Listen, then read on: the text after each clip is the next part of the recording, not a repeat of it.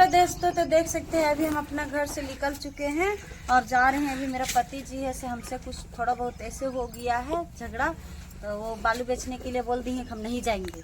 इसलिए आज हम जा रहे हैं बालू बेचने के लिए हजारीबाग, और हजारीबाग से हम बालू गिरा के आएंगे। आप लोग मेरा वीडियो में कंटिन्यू बने रहिए और इसी तरह देखिए और लाइक शेयर सब्सक्राइब कीजिए और आगे हम दिखाते हैं।